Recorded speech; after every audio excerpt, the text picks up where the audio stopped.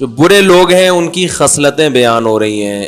ان میں ایک خصلت جس پر آج انشاءاللہ بیان کروں گا، مشائم بنمیم، چغلیاں لے کے چلتا ہے.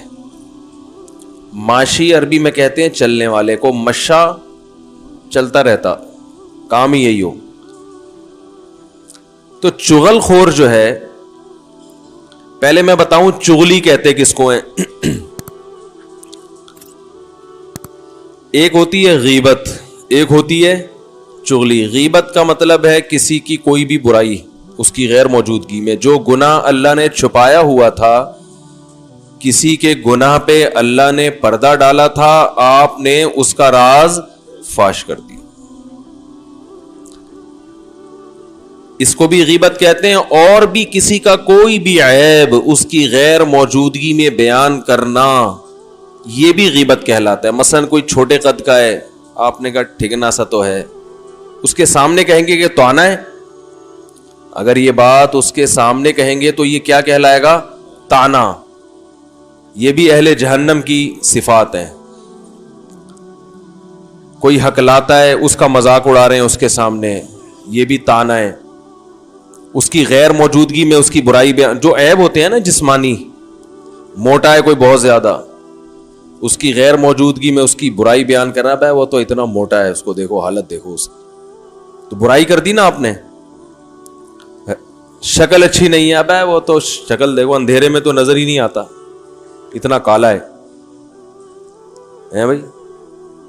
تو کسی بھی لحاظ سے کسی کی بھی کوئی برائی بیان کریں گے اس کی غیر موجودگی میں، تو یہ کیا کہلائے گی؟ غیبت. چغلی اس سے ایک الگ چیز ہے. چغلی کہتے ہیں کہ اکثر چغلی ہوتی ہے حکام بالا کو شکایتیں لگانا نا، جیسے بچے اماں سے لگا رہے ہوتے ہیں شکایتیں، امی آپ کو پتا ہے یہ ایسا ہے، یہ ویسا ہے. تو شکایت سامنے بھی ہوتی ہے اور غیر موجودگی میں بھی. جب یہ اصلاح کی نیت سے ہو تو نہی علی المنکر کہلاتی ہے، اور جب یہ فساد پیدا کرنے کے لیے ہو تو اسی عمل کو چغلی کہا جاتا ہے. نہی علی المنکر اور چغلی ایک ہی چیز کے دو نام ہیں، نیتوں سے فرق ہو جاتا ہے. سمجھ رہے کہ نہیں سمجھ رہے؟ دیکھو، آپ نے اپنے باس کو شکایت لگائی کہ وہ امپلائی جو ہے نا وہ تمیز سے کام نہیں کرتا، سر اس سے کمپنی کو نقصان ہو سکتا ہے. آپ کی واقعی دل میں نیت ہے کہ یار ایک چیز ہے، کمپنی تباہ ہو رہی ہے، میں بتا دوں، تو دل میں واقعی جذبہ خیر خواہی کا.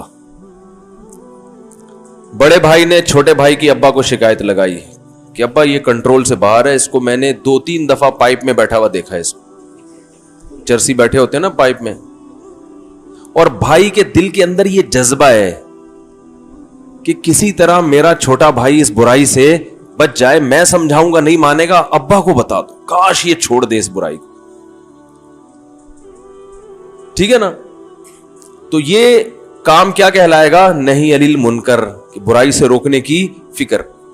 لیکن یہی بڑا بھائی، اس نے دیکھا چھوٹے بھائی کو چرسیوں کے ساتھ، معذرت کے ساتھ کوئی اور غلط ایکٹیویٹی میں دیکھا، لیبل لگا رہا ہے نہی علی المنکر کا، لیکن دل میں لڈو پھوٹ رہے ہیں کہ ایک برائی سامنے آئی، ابا کو بتاؤں گا، ابا کی نظر میں اس کی ویلیو کم، میری ویلیو زیادہ، کہ تو بڑا نیک ہے، مجھے بتاتا بھی یہ گھر میں کیا ہو رہا ہے.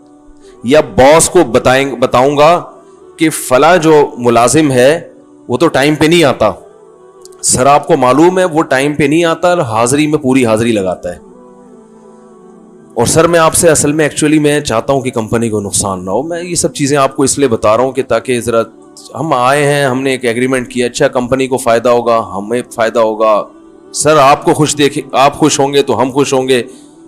تو سر دیکھیں جو بھی ہے، اوپر سے جو ہے نا لیبل یہ لگایا جا رہا ہے، لیکن اندر سے لڈو پھوٹ رہے ہیں کہ چلو کوئی بندہ شکایت لگانے کے لیے مجھے ملا. سمجھ رہے؟ کوئی بندہ ملا شکایت لگانے کے لیے کہ اس کی اب ویلیو کم ہو جائے گی، باس کی نظر میں میری ویلیو بڑھ جائے گی.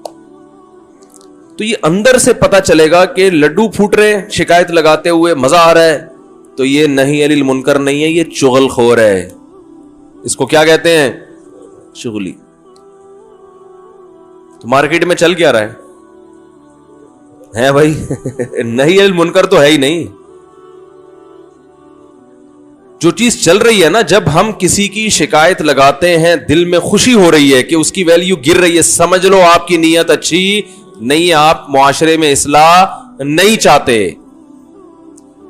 گھروں میں ایسا ہوتا ہے, گھروں میں رہنے والی خواتین شوہر کے سامنے اس کی بیوی کی برائی کر رہی ہیں. اگر برائی اس نیت سے کی جا رہی ہے بھائی کنٹرول کر لے, ان کا گھر بس جائے گا, خام ایسا نہ ہو کہ معاملہ اور آگے چل کے خراب ہو جائے, تو یہ ہے نہی عن المنکر, برائی سے روکنے کے لیے کام ہو رہا ہے. لیکن اکثر ایسا ہوتا نہیں ہے.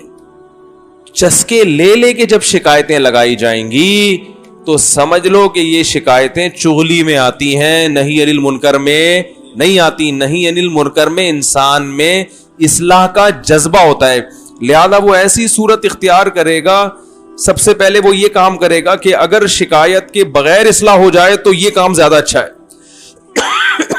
سمجھ رہے؟ پہلی مثلا بڑے بھائی نے چھوٹے بھائی کو یا چھوٹے نے بڑے کو دیکھا, وہ ڈائریکٹ ابا تک پہنچنے سے پہلے کوشش کرے گا کہ ایک دفعہ خود سمجھائے, بلکہ خود بھی براہ راست بات کرنے کے بجائے کہ یار سامنے والے کو پتا چل جائے گا کہ اس کے راز پر میں مطلع ہو گیا ہوں, تو یہ میری نگاہوں میں نہ گر جائے کہیں. یہ بھی تو ہوتا ہے نا. ارے آپ نے کسی کو برائی کرتے ہوئے دیکھا, اب آپ جا کے اس کو بتا رہے ہیں کہ یہ نہ کرو, تو اس سے اس کے دل میں خیال آئے گا کہ یار اس نے مجھے دیکھ لیا ہے, اب میں اس کی نظر میں تو گر گیا. تو اچھے لوگ سامنے بھی نہیں بتاتے, یہ شو کرتے ہیں جیسے ہمیں پتا چلا ہی نہیں ہے. کسی بڑے مولانا صاحب کو آپ نے ایک سگریٹ پیتے ہوئے دیکھ لیا, مولاناؤں پہ تو سوٹ نہیں, میں مثال دے رہا ہوں تاکہ ایک مہذب مثال آئے نا. سگریٹ کی مہذب تو نہیں ہے, لیکن کوئی ایسی مثال تو برائی تو ہو نا کم از کم. وہ بڑے عالم تھے, علماء سگریٹ نہیں پیتے. بہت سی چیزیں ایک عام لوگوں پہ اتنی بری نہیں ہوتی, لیکن علماء پہ آپ نے دیکھا بہت بڑے بزرگ ہیں پی رہے ہیں بیٹھ, چرس نہیں ہے اس میں, خالی سگریٹ پی رہے ہیں. وہ بےچارے چھپ کے پی رہے ہیں, ان کو کوئی عادت پڑ گئی تھی بچپن میں. میں نے ایک مولانا صاحب کو دیکھا تھا سگریٹ پیتے ہوئے, سفر میں تھا, حقیقت ہم سفر میں تھے, ایک مولانا صاحب تھے ہمارے ساتھ, بڑے اچھے عالم ہیں, آپ لوگ جانتے نہیں. تو وہ کیا ہوا کہ ہم کہیں ٹھہرے, تو وہ انہوں نے سگریٹ نکالی, کونے میں جا کے نا پی رہے ہیں بیٹھ, جلدی جلدی پی رہے ہیں. میری نظر پڑ گئی تو میں نے ایسا کر دیا جیسے مجھے پتا چلا ہی نہیں. بھائی ان کا ذاتی معاملہ ہے, نہیں پینی چاہیے, غلط چیز ہے, لیکن اب سگریٹ پینا اتنا برا نہیں ہے جتنا میں جا کے بتاؤں مجھے پتا چل گیا بھائی, میں نے دیکھ لیا. جیسے بچے نہیں ہوتے, بچے ایسے کر رہے ہوتے ہیں نا, میں نے تو دیکھ لیا. وہ پاگل والا نہیں, چھو لیا. سنا ہے نا وہ ایک ڈاکٹر, ابے یار پرانے لوگ تھک جاتے ہیں, کہتے ہیں یار گھسے پٹے لطیفے سنا رہے ہو مفتی صاحب, لیکن نئے لوگوں کا تو حق بنتا ہے نا. وہ ایک پاگل صاحب نکلے, ایک ڈاکٹر نکلا بریف کیس لے کے نا اپنی کلینک سے, بڑا 3 پیس سوٹ ٹائی میں, بڑے مہذب. تو ان کو دور سے ایک پاگل نظر آیا. پاگل تو ویسے کسی بھی چیز کو گھورنے لگتا ہے, تو گھور رہا ہے ڈاکٹر صاحب کو. ڈاکٹر صاحب نے جب اس کی طرف دیکھا ڈر گئے کہ یار پاگل ہے, پتہ نہیں عجیب سا آدمی لگ رہا ہے. تو جانا جس طرف تھا ڈاکٹر صاحب نے, وہ پاگل ہی کی سمت تھی, تو ڈاکٹر صاحب نے سمت چینج کر لی نا ڈر کی وجہ سے, دوسری طرف چلنا شروع ہو گئے. وہ پاگل ہے, اس کو تو کچھ بھی کر لینا, اس کی سمجھ میں کچھ نہیں آیا. اس نے کہا چلو میں بھی ادھر ہی چل لیتا ہوں. بھائی جب پاگل نے ڈاکٹر صاحب کو گھور کے دیکھا تو ڈاکٹر صاحب نے بھی گھور کے دیکھا, تو پاگل اور گھورنے لگا نا. پاگل تو نقل اتارتا ہے نا. اب ڈاکٹر صاحب نے میڈیکل سائنس تو پڑھی ہے, پاگلوں کی نفسیات انہوں نے نہیں پڑھی تھی, تو وہ مخالف سمت میں چلنا شروع ہو گئے. ڈاکٹر نے بھی, وہ پاگل نے بھی اسی سمت میں چلنا شروع کر دیا. ڈاکٹر صاحب نے دیکھا یہ تو ادھر ہی آ رہا ہے, وہ اور گھبرا گئے, تھوڑا اسپیڈ بڑھا لی انہوں نے, پاگل نے بھی اسپیڈ بڑھا لی. ڈاکٹر صاحب نے بھاگنا شروع کیا, پاگل نے بھی بھاگنا شروع کیا. اب تگڑ وہ اسپیڈ میں بھاگ رہے ہیں, پاگل پیچھے اسپیڈ میں بھاگ رہے. وہ تو ڈر گئے نا بیچارے, بھاگتے بھاگتے گر گئے. ڈاکٹروں کو بھاگنے کی تربیت تو ہوتی نہیں ہے, دھڑام سے نیچے گرے, پاگل آ کے ان کے اوپر گر کے کہتے چھو لیا. ڈاکٹر نے کہا کمبخت چھونا ہی تھا تو مجھے پہلے بتا دیتا یار, اتنی ٹینشن میں ڈال. جیسے اس پاگل نے کہا تھا نا چھو لیا. تو ایسے ہی بعض دفعہ وہ میں بھی یہ کہہ سکتا تھا, میں جا کے کہہ سکتا میں نے سگریٹ پیتے ہوئے آپ کو دیکھ لیا, آپ اتنے بڑے عالم ہو, آپ سگریٹ پی رہے ہو, شرم نہیں آتی؟ یہ تو بازاری لوگ یہ کام کرتے ہیں بھائی, یہ تو ایسے ہی وہ ڈبو اسنوکر والے کر رہے ہوتے ہیں. ہم نے دیکھا, ہم کنی کترا کے نکل گئے جیسے ہمیں پتہ ہی نہیں. لیکن اللہ کی قدرت کے وہ دوبارہ وہ پی رہے تھے, دوبارہ کہیں اسٹاپ پہ اترے تو بالکل میرا سامنا ہو گیا, صاف سامنے ہی آ گیا. میں نے ان سے کہا بے فکر رہے, کسی کو نہیں بتاؤں گا. میں نے کہا کہتے ہیں تو میں 2 ڈبے گولڈ لیف کے آپ کے لیے اور لے آتا, بے فکر رہے. اچھا, یہ میں واقعہ کیوں سنا رہا ہوں؟ ہر ایک کو نصیحت بھی نہیں کرنی چاہیے. وہ بڑے آدمی تھے, اب میں ان کو کہتا حضرت سگریٹ اچھی بات, او بھائی ہمارا ہیڈک نہیں ہے, چھوڑ دو, وہ زیادہ اچھا جانتے ہیں کہ اچھی چیز, وہ کہہ کہ مجھے پتا ہے کہ اچھی چیز ہے یا نہیں ہے, زیادہ فنڈر بننے کی ضرورت. میں آپ کو اگر حلف اٹھا کے کہوں نا, قسم اٹھا کے, کہ آج نہی عن المنکر کا جو طریقے مارکیٹ میں چل رہے ہیں نا, ان طریقوں سے فائدے کے بجائے نقصان زیادہ ہو رہا ہے. ہر چیز میں ٹانگ مت اڑاؤ. علماء نے یہ بیان کیا ہے, یہ مسئلہ لکھا ہے کہ نہی عن المنکر اس وقت فرض ہے جب فائدے کی امید ہو, اور اس وقت حرام ہے جب فائدے کے بجائے نقصان کا خطرہ ہو. اور جب نہ فائدہ ہو نہ نقصان ہو تو مستحب ہے, واجب نہیں ہے. سمجھ رہے ہیں بھائی؟ بعض دفعہ ایسے ہوتا ہے کہ آپ کو پتا ہے میں اس کو اس گناہ سے روکوں گا, یہ نہیں رکے گا, لیکن کوئی نقصان بھی نہیں ہوگا, کوئی الٹا سیدھا فضول باتیں بھی نہیں کرے گا. تو ایسی صورت میں نہی عن المنکر واجب نہیں ہے. یہ جو حدیث میں آتا ہے نا کہ تم لوگوں کو برائی سے روکو, نہیں روکو گے تو کیا ہوگا کہ اللہ سب پہ عمومی عذاب نازل کرے گا. اس طرح کی جتنی حدیثیں ہیں جس میں نہی عن المنکر, نہی عن المنکر سمجھتے ہیں گناہ سے روکنا, بہت ساری حدیثیں ہیں جس میں آتا ہے کہ جو گناہ سے نہیں روکتے وہ بھی ان کے ساتھ گناہ میں شریک سمجھے جائیں گے. تو یہ علماء کا اجماع ہے کہ یہ اس صورت میں ہے کہ جب روکنے سے فائدے کی امید بھی ہو. اگر فائدے کی امید نہیں ہے تو پھر گناہ سے روکنا فرض نہیں ہے, لیکن مستحب ہے کہ بھائی شاید فائدہ ہو جائے نا. جیسے قرآن مجید میں آتا ہے کہ اللہ تعالیٰ نے بنی اسرائیل کو حکم دیا کہ ہفتے کے دن مچھلی کا شکار مت کرو. بنی اسرائیل کمبخت ہفتے کو جال لگا لیتے تھے کہ پھنس جائیں گی, نکالیں گے اتوار کو, شکار تو ہو گیا نا وہ. تو قرآن کہتا ہے کہ ایک فریق نے ان کو سمجھانا شروع کیا کہ یہ غلط کر رہے ہو, اللہ کا عذاب آئے گا. تو دوسرے فریق نے کیا کہا, 3 فریق بن گئے تھے, 3 دھڑے. ایک جو اس گناہ میں مبتلا تھا, ایک جو اس گناہ سے روک رہا تھا, اور ایک جو نیوٹرل تھا, روک بھی نہیں رہا تھا. تو جو نیوٹرل تھا نا, جو گناہ کر بھی نہیں رہا تھا اور روک بھی نہیں رہا تھا, اس نے روکنے والوں سے کہا لِمَ تَعِظُونَ قَوْمًا اللَّهُ مُهْلِكُهُمْ أَوْ مُعَذِّبُهُمْ عَذَابًا شَدِيدًا. ایسی قوم کو کیوں روکتے ہو جن کو ہلاک کرنے کا اللہ نے فیصلہ کر لیا ہے. کیا مطلب؟ ان کو یقین تھا کہ یہ اتنے ڈھیٹ ہیں, ان کو روکنے میں ٹائم ویسٹنگ کے علاوہ کچھ بھی حاصل نہیں ہوگا, اور یہ تو پکا ڈکا یہ مرنا انہوں نے عذاب میں. قوم کے حالات دیکھے ہوں گے نا انہوں نے گناہگاروں کے, بھائی ان کو سمجھانا, بحث کے آگے بین بجانا. تو اللہ نے اس طبقے کی برائی بیان نہیں کی ہے قرآن میں کہ یہ بھی بڑے غلط تھے, ہے بھائی جو روکنے والے پر اعتراض کر رہے ہیں, لِمَ تَعِظُونَ قَوْمًا, کیا کہہ رہے ہیں بھائی تم ایسی قوم کو کیوں سمجھا رہے ہو جس نے ماننا ہی نہیں ہے, ٹائم ویسٹ کیوں کر رہے ہو. تو اس طبقے کو بھی اللہ نے برا نہیں کہا. تو پتہ چلا یہ بھی جائز ہے کہ آپ نہی عن المنکر ایسے موقع پہ نہ کریں. تو کرنے والوں نے کیا کہا, مَعْذِرَةً إِلَىٰ رَبِّكُمْ, بھائی قیامت کے دن اللہ کے سامنے عذر پیش کریں گے, اللہ ہم جو کر سکتے تھے ہم نے کیا, ہم روک سکتے تھے ہم نے روک لیا.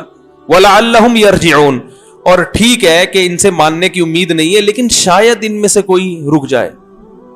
بعض چیزیں انسان اسباب کی دنیا میں ناممکن سمجھ رہا ہوتا ہے, لیکن وہ ممکنات میں ہوتی ہیں. تو اس لیے فقہا نے اصول, فقہا قرآن و حدیث کو بڑا اچھا سمجھتے ہیں.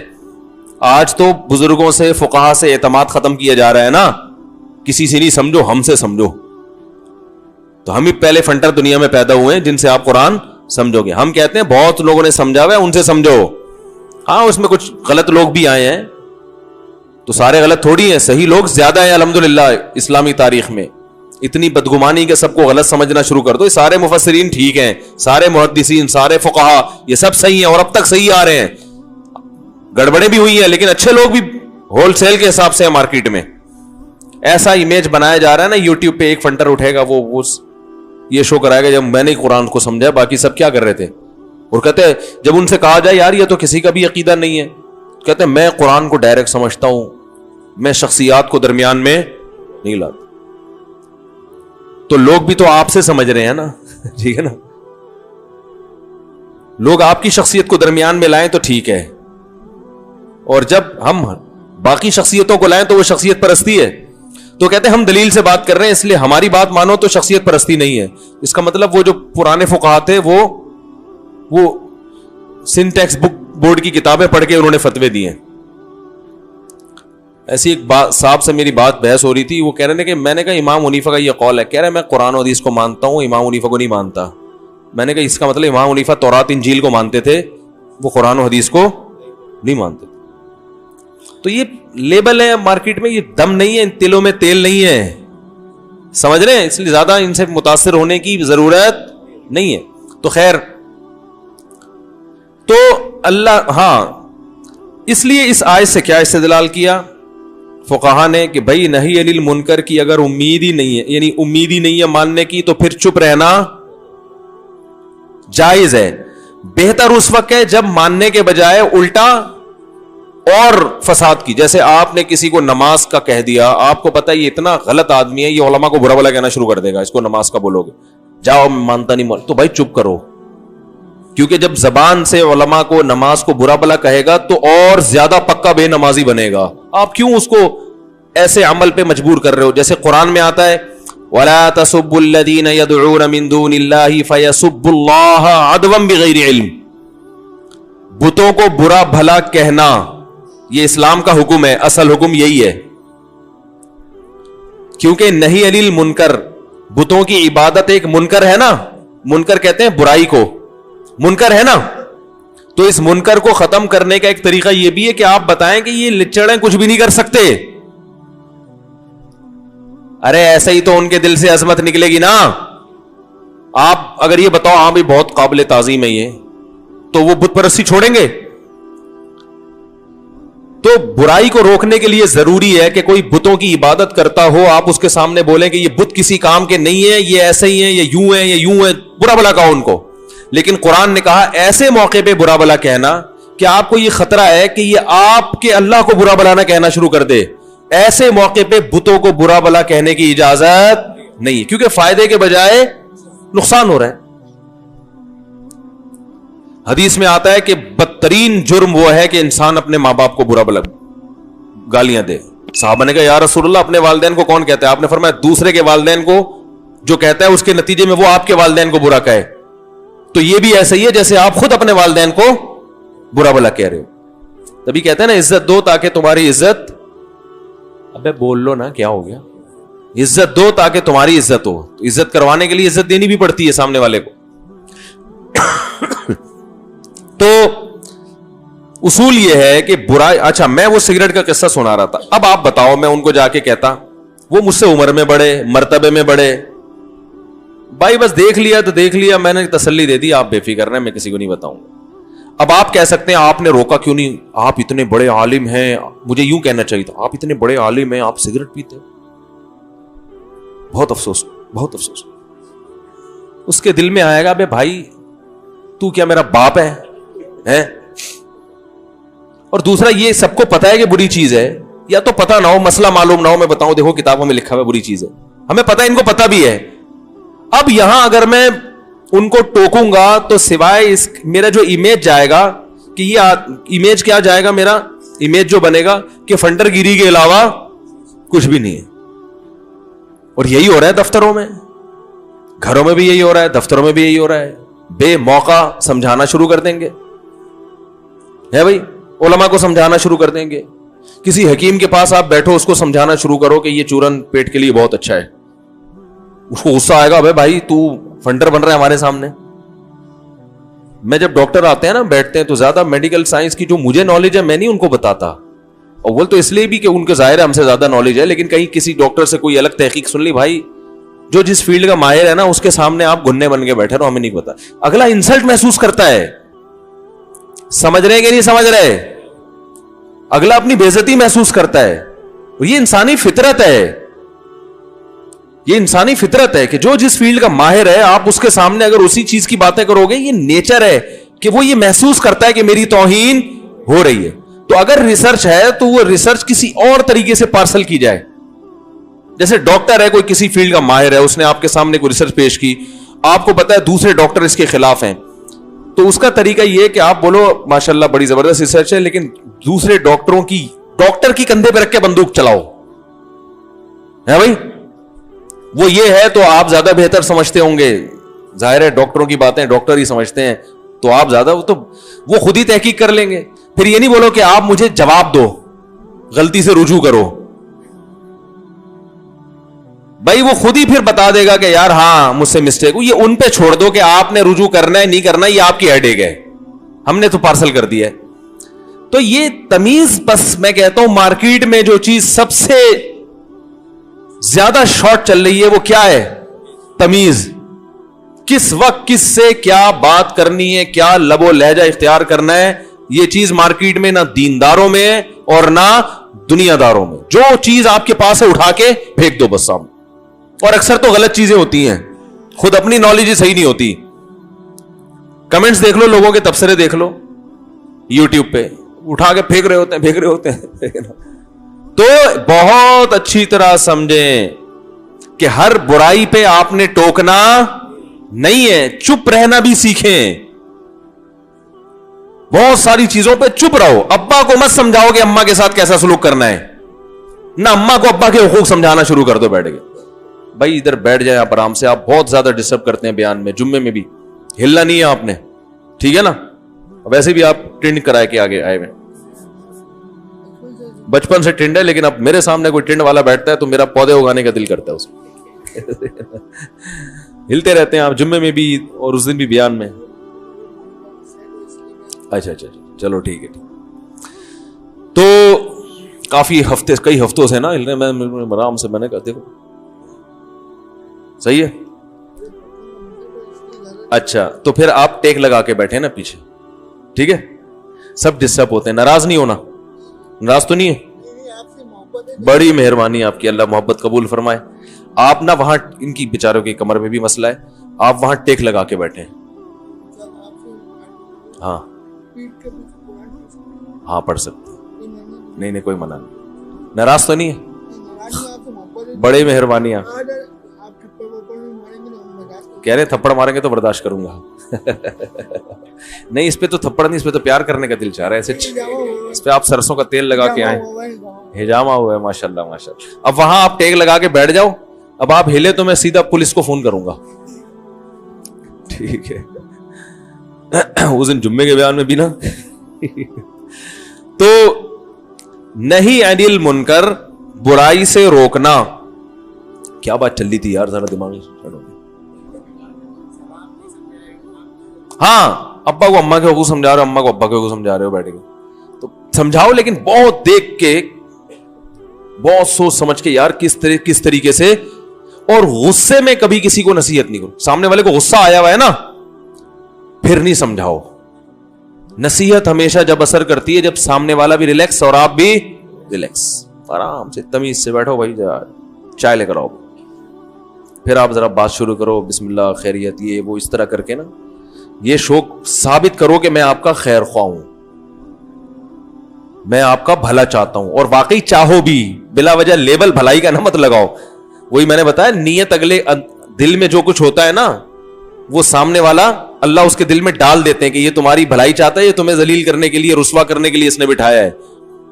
تو یہ دیکھو قرآن مجید میں اللہ نے صحابہ کا جو نہیں عن المنکر کا حکم دیا نا, ہم لقمان علیہ السلام کا واقعہ دیکھتے ہیں، اس طرح جہاں بھی نہی عن المنکر کی بات آئی ہے تو قرآن وہاں صبر کی تلقین بھی کرتا ہے.